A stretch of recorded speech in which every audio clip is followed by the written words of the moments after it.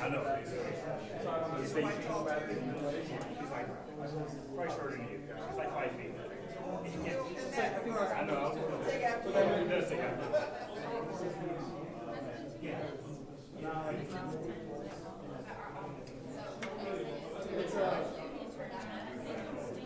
It's like the shape of the monster. And this is like you can attach it to like there's like some of those lights on the top of the mountain you can attach right now. Yeah, I know. It's a little back up.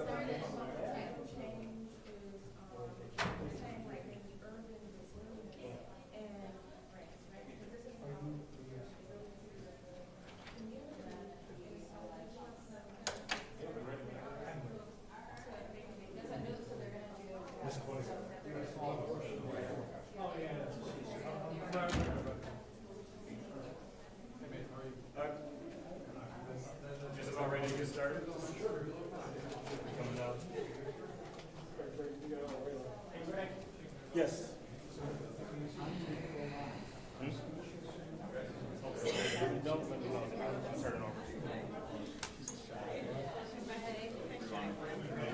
Yep. Right alongside the mayor.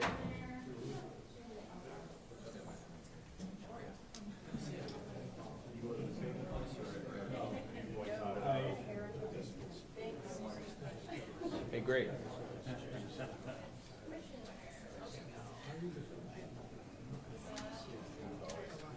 And can you position everyone so they can be seen? Yeah. Right? Oh.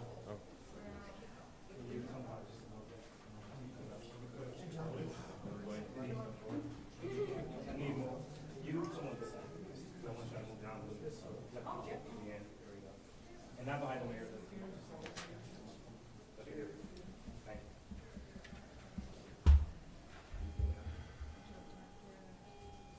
Yeah.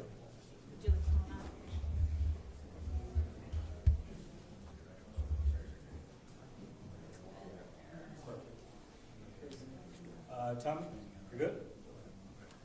Mayor Brown? Good afternoon. I want to thank the members of the media for joining us today. Today we are here to announce the recipients of the opioid settlement funds that have come to the city of Buffalo. Today with me is Avi and Julie Israel of the Save the Michaels organization, CEO of CAS Recovery Systems, Lindsay Herndon, Buffalo Police Commissioner Joseph Gramaglia and Deputy Commissioner Dawn Kent, Buffalo Fire Commissioner Bill Rinaldo and Deputy Commissioner Ron Barrett. I want to thank all of you for being with us today. I want to thank you for the work that you are doing on this critically important issue.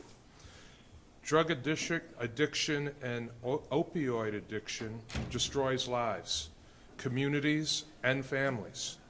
The New York State Department of Health shows opioid-related deaths increased by 5.7% from 2020 to 21 and 2022. So this is an issue that is not getting better at this point in our community.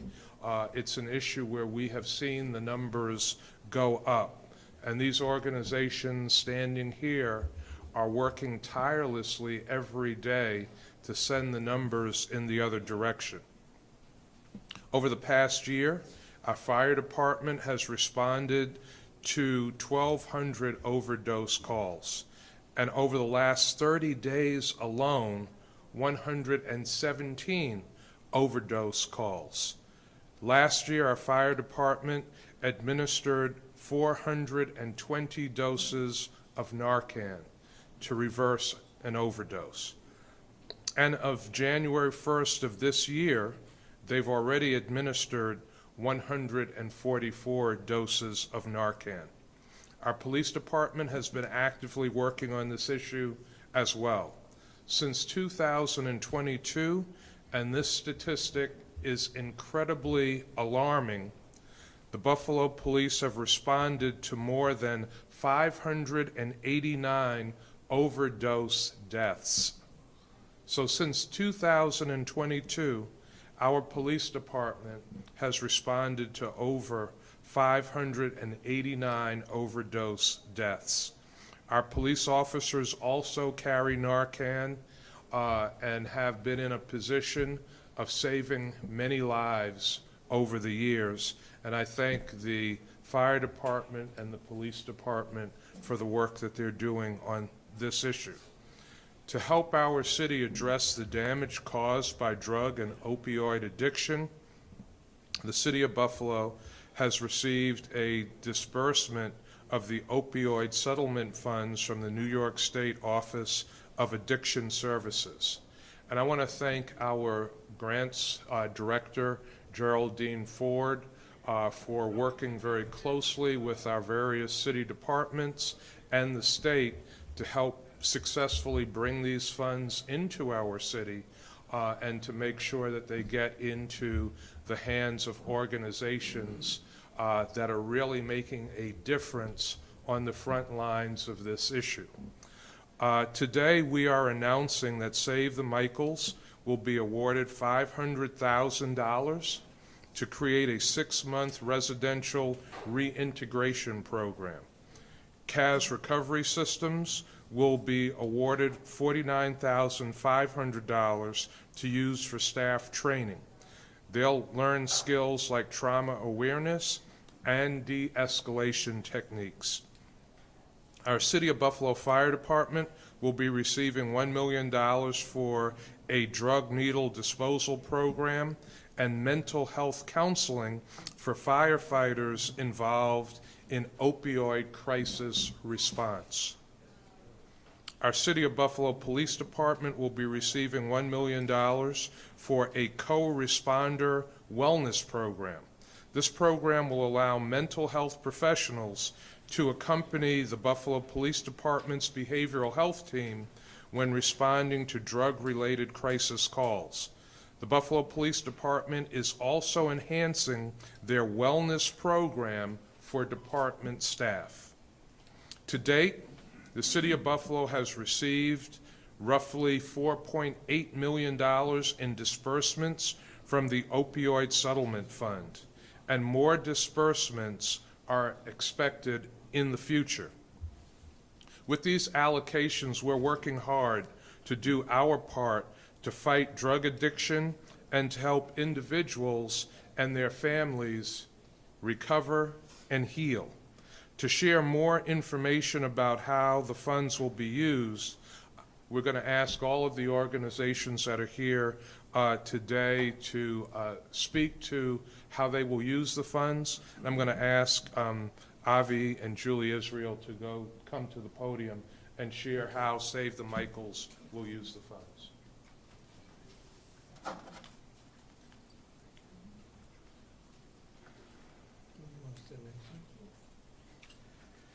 Good afternoon, everybody. My name is Avi Israel, and this is my wife, Julie. We have been in the forefront of this epidemic for the past 13 years, since our son passed away. I want to thank Mayor Brown and everybody on the podium over here for always stepping up and helping us pass a message that has affected so many people in this country and especially in our region. Mayor Brown has been with us from the beginning, always stepping up, always there whenever we call. This project that has been given us, we've got such a generous amount of money. It's been a dream for the past 4.5 years. We send people to treatment, And when they get out of treatment, we neglect them. And we let them go back right to the same environment, the same hole that we plucked them out of. This house is going to be in East Buffalo. It's going to house 15 women in an OASIS license program. It's an 820 program called reintegration. It's going to allow 15 women to have their life back. We are going to make sure that the women get reintegrated into society, have access to education, have access to whatever treatment it is that they need, have access to get their self-esteem back, and basically get the self-respect. This house is needed badly since we only have one license program in the city of Buffalo.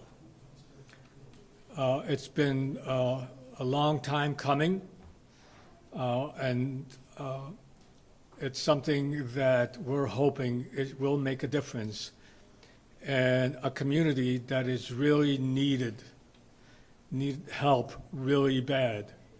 The black and brown communities overdose rate has been going up by over 60%. Save the Michael is intending on doing something and helping the people of our community. We plan on, like I said, educating the folks, educating the community, letting parents and families know that addiction does not discriminate. It affects poor people, rich people, and anyone in between. What we want to do is make sure that folks are not ashamed to ask for help. This is something that's really needed. People think that, well, if you're addicted, then you are less of a character, you're weak. That's not true. Nobody's looking to get addicted, but things happen. Our son did not look to get addicted. He did get addicted. How you get addicted does not make any difference. Whether we help you survive, that's what we plan on doing. So I would like, again, to say thank you to Mayor Brown. I also would like to thank some people who really helped us along the way. Assemblywoman Crystal People-Stokes, Legislator April Baskin, Councilman Joel Ferroletto, Councilmember Ballman, and there's one person that's always has stepped up and helped save the Michael, and that is Senator Tim Kennedy. He will be missed by us anyway. So thank you all. Thank you. And again, I want to thank Avi and Julie Israel for turning their pain as a family and as parents into a purpose that has helped and saved many lives in our community. We will next hear from the CEO of Casanova Recovery Systems, Lindsay Herndon. Thank you. Good afternoon. I'm Lindsay Herndon. I'm the CEO at Cas Recovery, as we shorten it to. Cas Recovery, for those who don't know, we offer residential substance use treatment options. We have rehabilitations and reintegration sites throughout Western New York, Niagara, and Erie counties.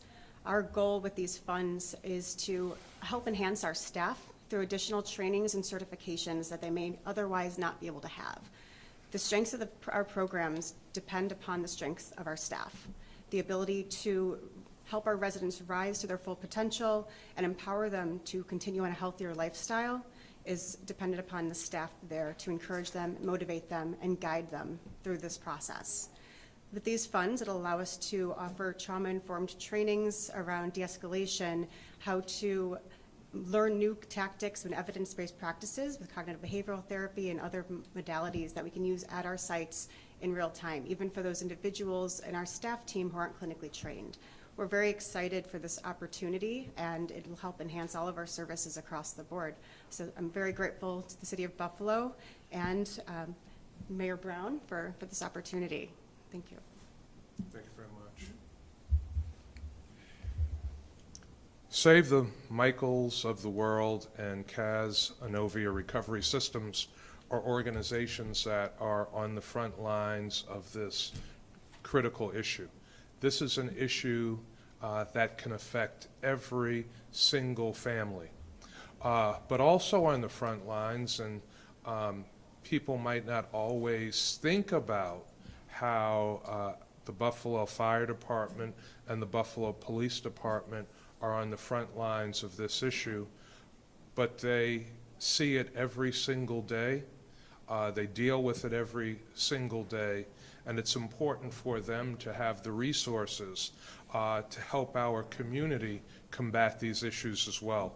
We'll first hear from Buffalo Fire Commissioner Bill Rinaldo, and then Buffalo Police Commissioner Joseph Gramaglia.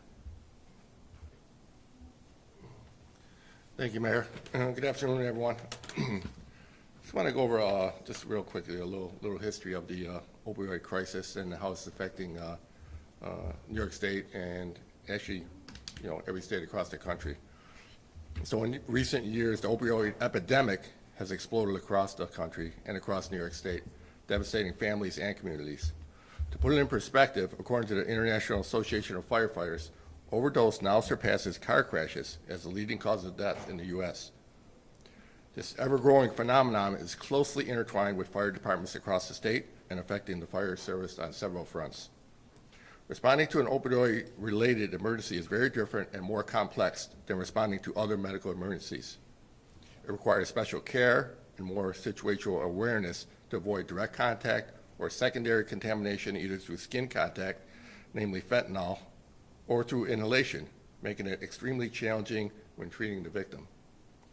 This grant provides funding for training, equipment, specialized vehicles, and tools to keep our firefighters safe as we adjust to our tactics and strategies to address the rapidly changing risks and threats associated with the opioid crisis. It also provides funding to address our renewed emphasis on behavioral health within the Buffalo Fire Department. Just over 5,000 hours of administrative leave was granted for the calendar year 2023 for our members seeking mental health care or for rehabilitation services. A portion of the opioid funds have been set aside to offset the future costs associated with backfilling these positions during their absence. We have also, for the first time in our history, stood up a dedicated mental health team who are available 24/7 in the event where one of our members is experiencing a mental health crisis. Additional funding is earmarked for the purchase of an F-350 utility vehicle, and this resource will be dedicated to our Special Operations Unit as they are responsible for a response to mental health calls that involve people threatening to jump from elevated positions. This vehicle will carry quick response gear, such as ropes, helmets, and various other equipment designed to move the victim safely and avoid injury to others below the hazard. Additional purchases include trash pickers, 5-quart sharps containers, and puncture-resistant gloves to be stored and mounted on all 29 of our frontline fire apparatus, and multiple mechanical CPR devices capable of performing more effective CPR, which will be distributed throughout the department. Overall, the funding has and will enhance the overall readiness posture of the Buffalo Fire Department, preserve our resources, and leave us poised and ready to meet the challenges ahead. And I just want to close by thanking all of our frontline firefighters and all of our support elements and support staff for the dangerous and difficult job they do out there every day. Thank you. Thank you, Mayor. This is an incredible opportunity to be able to have these funds available and to be able to use them in the way that they need to be used with all the services that are up here. This takes everybody, not only in the community, but it takes everybody you see up here. It's a massive effort. As far as the police department goes, the use of the money that we're going to receive will be going to aid our behavioral health team, to enhance our behavioral health team. further contracts with our co-responders and our civilian clinicians to assist and aid on their services, and that's sorely needed to be able to continue to expand the hours of our behavioral health team. But another extremely important facet of that, of the financing, is going to go towards enhancing our officer wellness program. As we announced last year, we were able to appoint the first ever wellness officer within our department. His sole purpose, his sole job is our membership, is to look out for each and every one of the members of our department, both the sworn and the professional civilian staff, making sure that they're doing okay and making sure that they are guided to the services that they need. Part of that money is for that wellness program. Enhancing what we began is going to help with some technology, including getting a contracted service with an app company that will be provided and made available to all of our members of our department so that they can have confidential, better access, if you will, right at their fingertips on their phone. That's being developed and hopefully will be deployed soon. But that's going to make other things more readily available to somebody. If they're struggling, if one of our officers are struggling, they may not want to make a phone call, but having that app available to them, and we know other agencies around the country have utilized app services. So we are very pleased with the recovery of some of this money to be used for the welfare of our officers. As we stated, as the mayor stated, and Commissioner Ronaldo stated, some of the statistics on overdoses and overdose deaths.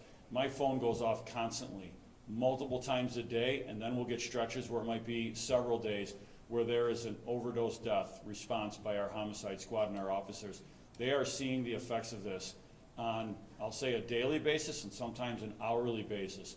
They're responding, they're using Narcan, they're doing the best that they can, but that wears on you, and that's the importance of a mental health and wellness program within our department. So again, Mayor, thank you for the opportunity, thank you for the disbursement of these funds and everybody else that's standing up here fighting the good fight to try to improve on this. Thank you. I want to thank all of these organizations again that are on the front lines of the issue of drug addiction, opioid abuse, substance abuse, recovery in our city. I can't thank them enough for everything that they are doing to not only save lives, but to help individuals and their families heal. As I mentioned earlier, we do anticipate additional opioid settlement funds coming in. I want to thank Geraldine Ford again, our grants director for the City of Buffalo, and the grants unit for the work that they have done in not only bringing these funds into the city, but the RFP process to allocate the funds. With that, I will open up to questions that the members of the media have. The process, if you would, for the funds. So the city applied for grants as well as the individual organizations applied for the grants, and then the state decided who would take it. How does it work? So the city gets funds from the state, and then the city has a process to make allocations to the organizations that are here. And how did the city choose those who are? Would you like to speak to that? Or? There was an RFP process, and that's how they were chosen. They submitted an application for the RFP, we scored, and here we are. Thank you. These recovery systems that you guys are offering for those who have struggled with addictions and whatnot, what about for our low-income families? Like, how are these, is this like covered by insurance? Is this like free programs or anything like that? Like, how does that work? So, anybody that calls Save the Michaels for help gets the help that they need. We don't provide treatment, but we are conduit for last year. It was over 1,500 people that got help and got placed into treatment. Over 6,000 people that got transportation to treatment or what have you, whatever they need. Most of the people that come to us are on Medicaid. If they don't have insurance, we are a representative of the state CHAMP program, which allows us to provide Medicaid insurance for them. So what we do at Save the Michaels is basically remove the red tape that bureaucracy puts in the way. So everybody gets the help that they need. CAS Recovery, we do offer the treatment at our facilities, and as such, we do go through insurance. We primarily will go through managed care plans and Medicaid. It's the vast majority of the residents that we have. Since we have a continuum of care, these funds will actually also help our, we have a HUD program as well for low-income housing that will help the staff that work in there as well. So the funds that we get go across the board at CAS for all of our whole continuum of care. Are there any special requirements for anyone to, you know, be considered anything? No, like that? all of our staff that want to get trainings and certain ones, they're on a table. Other questions? Well, I thank the members of the media for joining us today, and that concludes our announcement on distribution of opioid settlement funds. Thank you very much.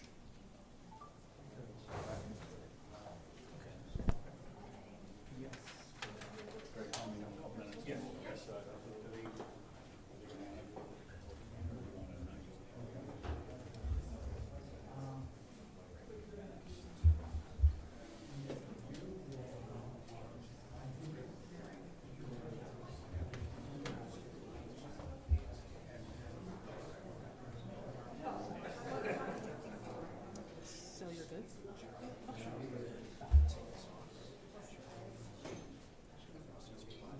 You can keep it going. Hello, Hi. How are I'm good. How are you? What's new? Feeling good? Feeling better. A few minutes and then Commissioner Gramani will come back out to me. Okay. Oh, no. Yeah, so just use it for and then I finally say forget about it. And Keela, Give you medicine? I'm working on yours. Just give me a moment. He wants to do some more testing on my ears and stuff. Okay. I'm gonna find Too much basketball in Kensington Yeah, those High days School. are over. Maybe it was the building. Okay, we'll take care. But you good? I am. See you later.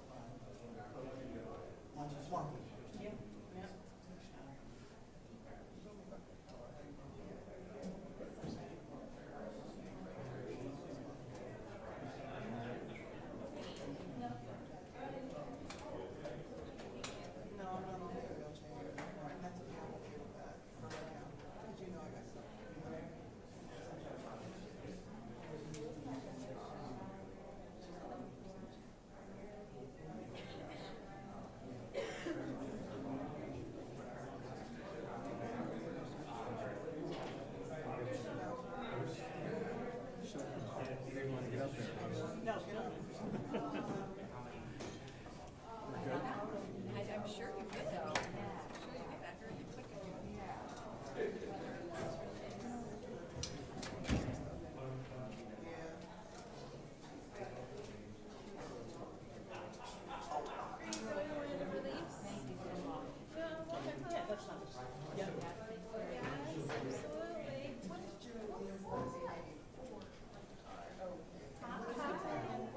I want to see if I put a card in here for myself.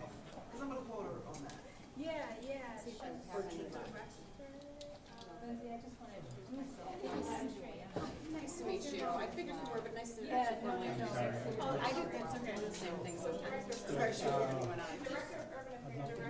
Thanks. Hello, how are you? I saw you there, almost waved during the press conference. I was like, good. Everybody, Joe Lappy had called me about a bunch of things when you guys were getting started. Yeah. Yeah, I was gonna say, to you guys, when she was around. Yeah, he came to me. Yeah, you can still do that, yeah. Absolutely will. Yeah, by all means, I'm still happy to have all of you. Yeah, we'll get together, just shoot me an email, I think you have an email and everything, so awesome, set up. All right, great, nice seeing you. Wait for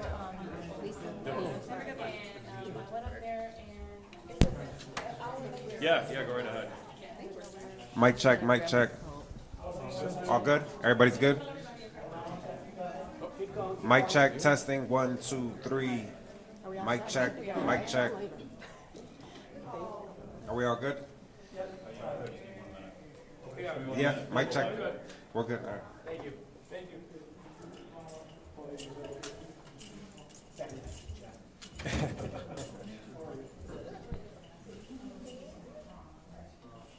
And then, okay, so then,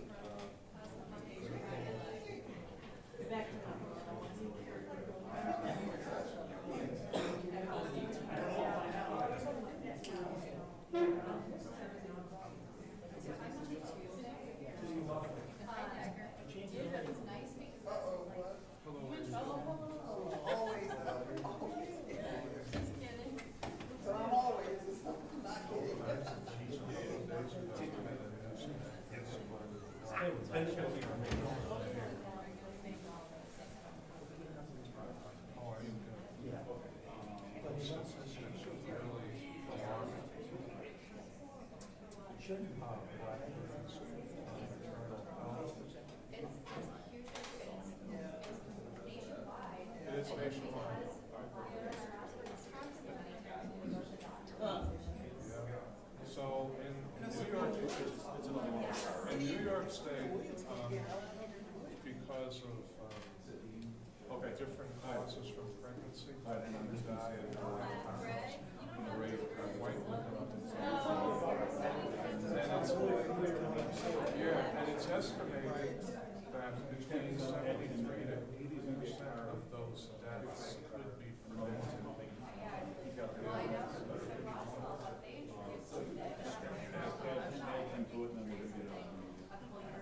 All right, thanks.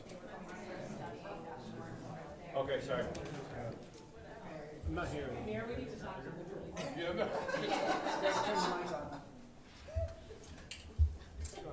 Thank you. Sorry, sir. everybody to stream, Alan, whenever you're ready, or Tommy. Commissioner, can you talk about the case of the missing children? Yes, I'm actually, so I'm going to start out with, and this is actively being worked, so I'm going to give you what I have, and obviously there's going to be a lot more to come. So yesterday at about a little after 6:30 p.m., a missing persons call came into Buffalo Police over on Sunnyside Place. We have two children, ages 10 and 8. We have Ayanna Hale, age 10, and Edward Hale, age 8, that the investigation revealed through a video canvas appears to have willingly got into a vehicle on lawn. They were reported missing, that was about 4 o'clock yesterday afternoon. They were reported missing 2.5 hours later. Through our investigation, we have additional video, and video of a vehicle will be sent to you very shortly, but we do have additional video of the same two children getting into what appears to be the same car on Benzinger at about 6:15 p.m. So about 2 hours and 15 minutes after they were seen getting into this car on lawn.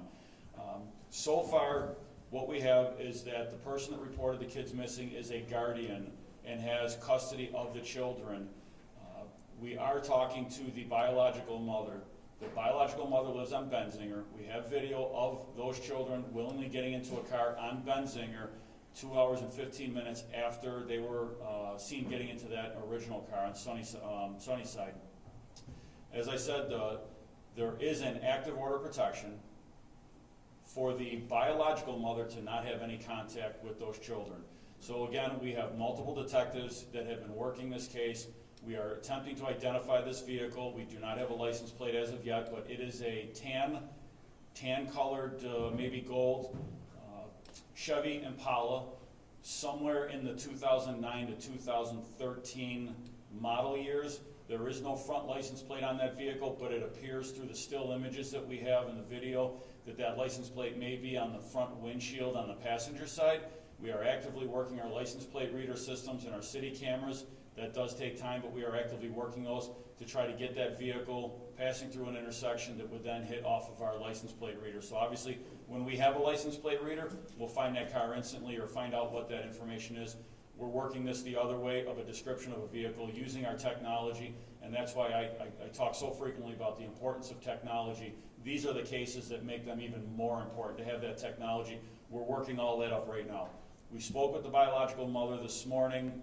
She is with police. We are talking to her at this moment, so we are not searching for mom, but the children are with somebody else. I will say, I'm sure the question is going to come, are the children in danger?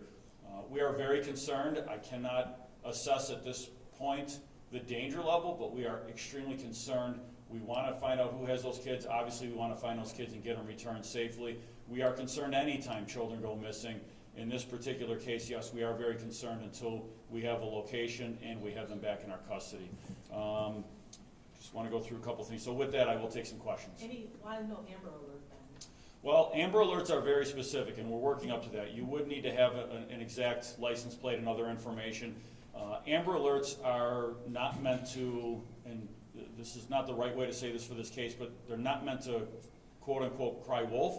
You have to have very exact, specific information before you can put an Amber Alert out. We are working, and if we determine that we get to that stage and we have the information necessary to put out an Amber Alert, and we have to, again, fill all the boxes, the necessary information to do that, then we would do that at that point. We're still working on getting to that point. So this appears to be a domestic situation. I'm not going to call it a domestic because I don't know right now where those kids are. However, as I said, the biological mother has an address on Benzinger. At 6:16 p.m. yesterday, we have video of the two kids and that same vehicle, appears to be that same vehicle that was on Sunnyside that they got into. Looks like they're willingly getting into this vehicle again 2 hours and 15 minutes later on Benzinger, and as I said, the biological mother lives on Benzinger. Were they leaving her address to get into the car? The video that we have show that they're in that area. I don't, at this point, I can't tell you that I have. We're still doing a lot of video canvas. Video canvas is extensive and it takes time, but we are still working a lot of areas. We've gotten video so far from Buffalo schools. We've gotten them from private entities, so we're working a lot of angles. We have a lot of detectives working on this case to locate those kids. We're in the process, and it may be happening now, getting some good still imagery of that vehicle out to you all in the media. It will go out on our social media as well. That's happening right now, so you might have it at your stations as we speak. Did the mom ever see the kids? That's part of our investigation, so I'm not going to get into the interviews that were conducted this morning and are being conducted right now, but we're looking into all of that. Anyone else? When we have more information, we will continue to put information out. We will continue to get that output. Just know that we are aggressively working this case, and our special victims unit, again, they handle a multitude of cases, and missing persons is one of those aspects that the special victims unit is charged with handling. But we have a number of detectives that are working this case. Can we get an update on last night's chase in the city of Buffalo that resulted in a hospitalization? So you're talking about the accident on Jefferson? Yeah. So that was not a pursuit. There were two different things that were going on, and I don't have all the details, so I can only give you some sporadic information. It's kind of been a lot going on for me to dig into those details yet, but what I have is there were a couple different stolen cars that at one point, and again, this is the information that I have, it's as accurate as I can get it at this moment, two stolen vehicles up on Main Street that appear to be riding in tandem. One of the vehicles, a description was put out that they had a long gun in the car, pointed a long gun at multiple people. The cars had split up, I believe, by that point. The vehicle that was involved in the crash was this separate vehicle, not the one that was involved in a pursuit. That vehicle had left, and that vehicle was driving down Jefferson and struck a civilian vehicle. The information that I got last night is that it did result in the hospitalization of one occupant of the civilian vehicle. I was told last night, I don't have updated status, that the injuries were not expected to be too serious, but I don't have a complete follow-up on that. The other vehicle was the one that was involved in a pursuit. There was no crash involved in that one. At some point, the pursuit was terminated and the vehicle was let go. Was that vehicle the one with the long gun? Yes. That's the information I have. Like I said, we still have, as we normally do with all of these cases, we have a normal internal review process. So the information I'm giving you is as I know it right now.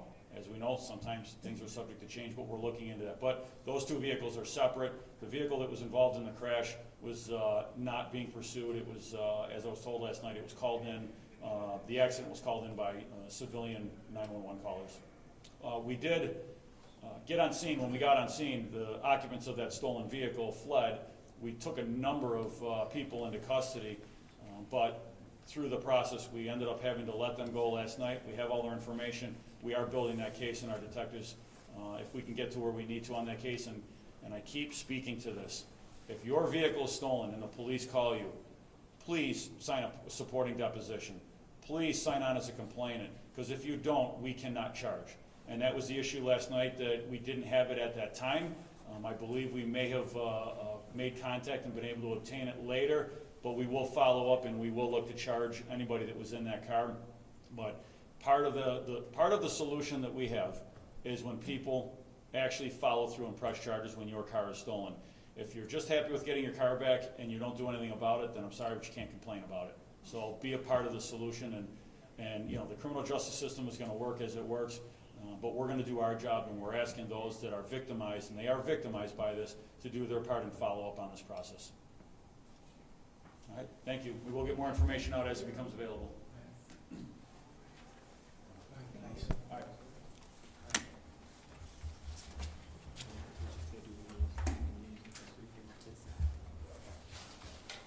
So you're coming back? Okay.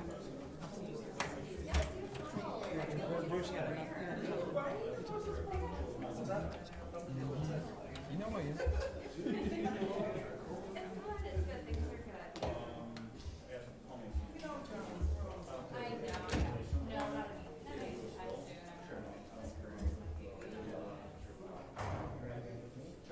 No, I drove.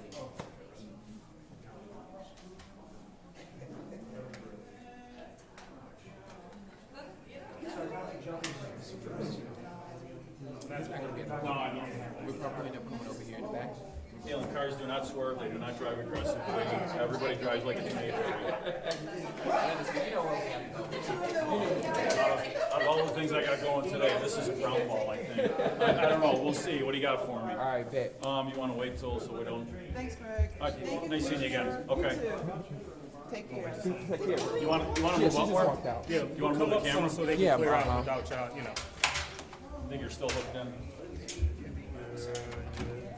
Yeah, you are.